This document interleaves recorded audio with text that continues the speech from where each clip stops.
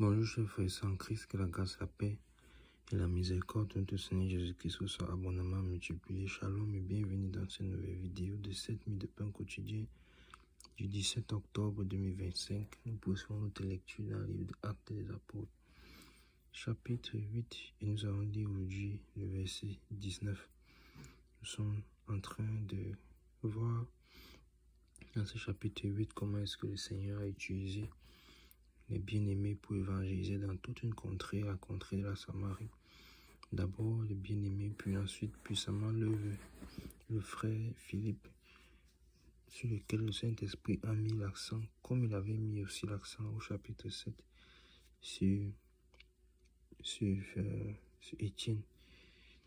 Et des hommes donc comme ça, remplis du Saint-Esprit, le Saint-Esprit les met en avant, le Saint-Esprit expose et au grand jour leurs œuvres parce qu'ils étaient remplis du Saint-Esprit, parce qu'ils étaient pleinement engagés pour le Seigneur. Et nous avons donc vu que nous aussi devons rechercher cela, être baptisés du Saint-Esprit, et non seulement cela, mais être remplis du Saint-Esprit davantage, pour qu'il nous utilise comme il a voulu le Seigneur. Parce que souvenons toujours, c'est l'une des choses que nous avons vues dans les vidéos depuis le début, c'est que le Seigneur a un plan pour chacune de nos vies. S'il nous a mis sur la terre, c'est pour un but. Et en plus de cela, nous sommes enfants de Dieu. Devenir enfants de Dieu, ça veut dire que quand nous devenons enfants de Dieu, en fait, un homme qui devient, un homme avec grand H, donc homme comme femme qui devient enfant de Dieu, c'est à ce moment-là, en fait, qu'il rentre dans la mission que le Seigneur a pour lui. Parce que tant que tu es encore dans le monde, en fait, comment vas-tu accomplir la mission de Dieu? Il ne faut pas que tu sois dans le monde et tu sois seulement là pour être le méchant. Parce que le méchant, il doit avoir le méchant, mais il ne faut pas que tu sois seulement le méchant. Tu accomplis la volonté de Dieu, mais tout en restant méchant sans être sauvé. Rappelez-vous que Judas qui a trahi le Seigneur, c'était son rôle, mais il n'est pas sauvé. Mais il est resté méchant. Donc ne reste pas méchant. Si tu n'as pas encore donné ta vie au Seigneur, fais-le. Et c'est simple. Tu te répands de ta vie passée. Tu acceptes le Seigneur Jésus comme Seigneur et Sauveur. Tu demandes pardon. Tu abandonnes cette vie passée que tu as menée. Et tu te fais baptiser en son nom. Ainsi tu reçois la vie éternelle. Et la promesse du Saint-Esprit dont je parlais au début là est également disponible pour toi. Et c'est à ce moment-là, donc, quand tu deviens enfant de Dieu, que tu commences à entrer dans le plan de Dieu, parce que Dieu ne peut pas t'utiliser pendant que tu es hors de son royaume, pour son royaume, en tout cas si tu veux en bénéficier,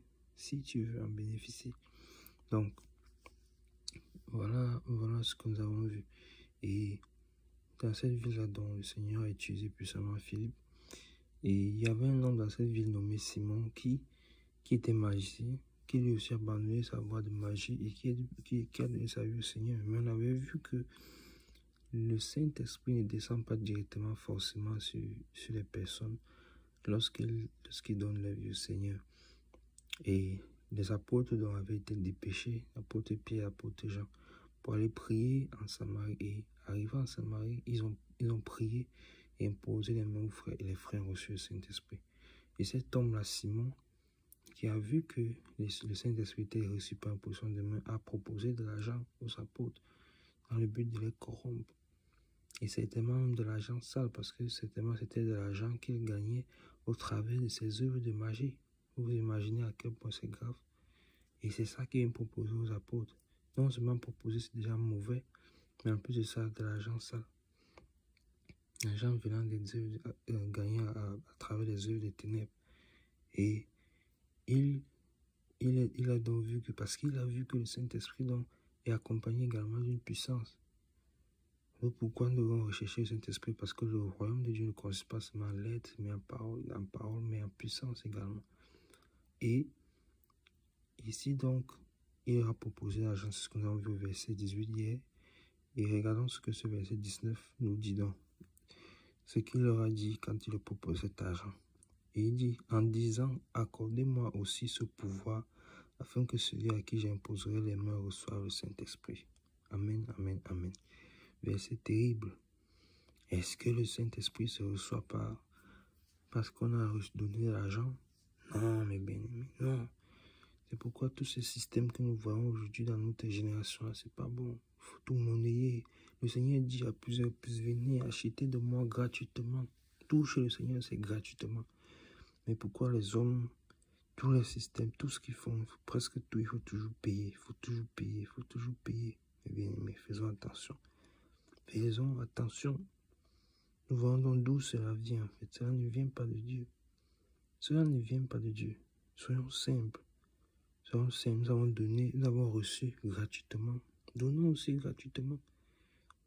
Voilà les frères qui ont donné, les apôtres qui ont prié pour des personnes gratuitement.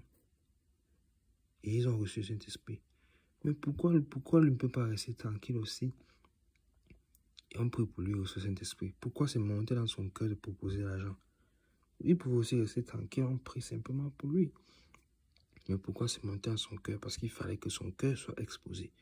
Et le Saint-Esprit a permis que ceci soit écrit, scellé dans les Écritures pour que cela nous serve de leçon. Pourquoi? Parce qu'il savait que cela devait également arriver à un moment donné. Et nous voici donc dans cette génération où l'argent a gagné le cœur des hommes jusqu'à s'entrer dans l'église. L'argent au centre de tout, qui est le nez de la guerre dans le monde, est devenu aussi le nez de la guerre au milieu des chrétiens. Ça n'est pas bon, mes bien-aimés. Répentons-nous. Répentons-nous.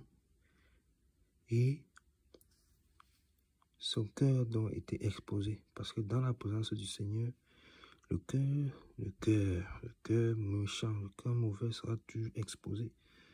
Pourquoi nous avons vu depuis cet acte des apôtres chapitre 8 que avec cette histoire de Simon que nous devons sonder nos cœurs devant le Seigneur. Nous devons sonder nos cœurs. Quels sont nos motifs? Et si nous n'avons pas la force, la capacité de le faire, demandons au Saint-Esprit de nous aider à le faire. Sondez nos cœurs. Sondez nos cœurs. Et il était bon que le Seigneur traite avec cela dès maintenant, parce qu'il allait rester au milieu des frères, il allait penser que tout va bien. Or, il a un problème sérieux avec l'argent. Sérieux. Et les frères ont même pu prier pour lui, pour qu'il reçoive le Saint-Esprit, alors qu'il avait ça dans son cœur. Mais gloire à Dieu, cela n'était pas possible parce que, bien évidemment, ils sont conduits par le Saint-Esprit. Il n'a pas fait partie de ce premier groupe pour qui on a prié pour qu'il reçoive le Saint-Esprit à dessein, parce que le Saint-Esprit conduit toutes choses. Il a conduit les frères. Donc, mes bien-aimés, soyons également conduits par le Saint-Esprit. Nous nous arrêtons là pour ajuster tout pour les 7 minutes de pain quotidien de ce jour. Que la grâce, la paix et la miséricorde de notre Seigneur Jésus-Christ soit abondamment multipliée. Shalom.